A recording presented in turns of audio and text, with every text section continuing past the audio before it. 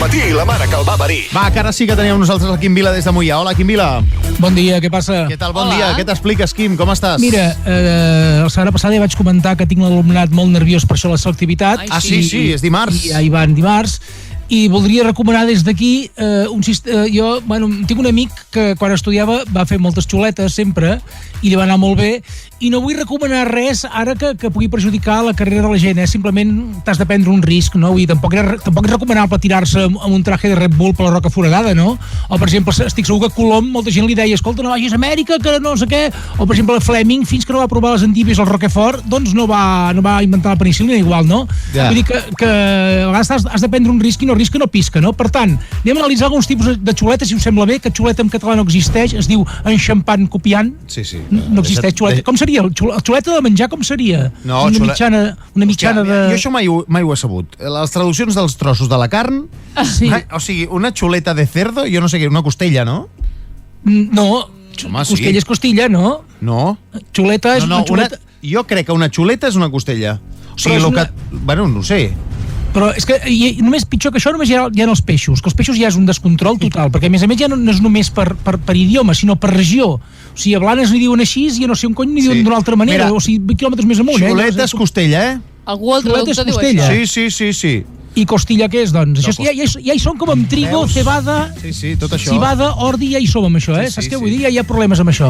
Bueno, xuletes vàries, enxampades copiant, amb eines d'aquestes vàries. Sí. Això, dieu si ho heu fet o no, Palmell de la mà, que és el més prosaic que hi ha. Home, i tant que sí, i tant que sí. Després sues i llavors és un drama, no sembla la Pedra Roseta, no? Llavors, l'avantbraç, sou més de cúbit o de radi? A sobre o sota, vosaltres? I a sota, sempre, perquè pots... A sota. perquè Més blanc, a més. Més blanc, també és més blanc, va més bé. Canto dels diccionaris. Per exemple, jo quan feia llatí, el canto dels diccionaris m'apuntava declinacions i coses, amb llapis fluix. El canto dels diccionaris, en llatí, per exemple. Jo aquest no l'he fet. Jo me les enganxava dins directament. A dins. O a la calculadora, tu el tens aquest, a la calculadora amb una agulla? Sí. Hi ha tres tipus de calculadora. Un és a dins de la funda, la xuleta, l'altre és escrit amb negre a la tapa. També. Es veu a contrallum només. Ara, o escrit amb un boli que no guixa, també, que es veu el relleu. Saps què vull dir? Això ja és de... Aquesta sí que l'hem feta. Sí. Paperet amb cordill per la màniga, que és molt més dissenyosa, també no ho fem mai, això que te'l fots, per exemple, tibes, o sigui, un sistema seria, per exemple, surt una xuleta per aquí al palmell de la mà amb un cordillet, vale? Sí.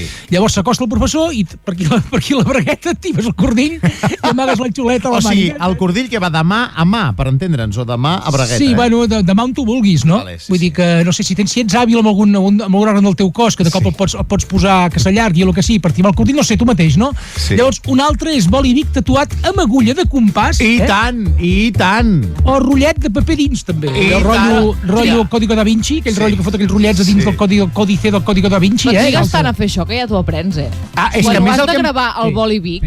El que em passava és que em feia xuletes i em servien per estudiar i al final no calia treure-les. No. Però clar, hi havia el risc que pillessin la xuleta. Sí. N'hem arribat a les més xungues que no són d'estudiar gaire. A veure. Bueno, mocador de paper també va molt bé, això, pim-pam. Paper i xinxeta sota la taula, passa que has de vigilar que hi hagin taules, perquè són cadires d'aquelles que no hi cap el foli, que foten una ràbia aquelles cadires. Hòstia, foteu una mica més gran, això, el suport aquest, no hi cap el foli aquí sobre. I he estat tota la carrera estudiant amb cadires de plàstic, que la taula es treu i es posa, és fatal, això. És fatal. L'altre, portar un suc de fruites o un refresc amb etiqueta tonejada, també això. Sí, però, perdona, als meus exàmens no et deixaven portar res, ens deien un boli i ja està sobre la taula, i dius, hòstia. Dins de la faldilla, també les noies poden portar dins de la faldilla. Si el vols fer tu, has d'anar disfressat d'escocès, passa que després de sospites això, no? Jo recomano que si vas disfressat d'escocès portis una gaita a joc, saps què? O bé un pareo, vas, i dius, i una garlanda de flors, i dius que has estat a Hawaii, jo no sé, saps? Vale. Llavors, un altre és pagar un altre perquè et faci l'examen. Jo tinc un amic molt llunyà que ho va fer això, va fer molts exàmens de filosofia amb diferent lletra, i el meu amic va fer molts diners i es va fotre un estiu al meu amic de l'hòstia. Però escolta'm una cosa, no us reconeixen? Vull dir, qui sou? No us reconeixen? És impossible?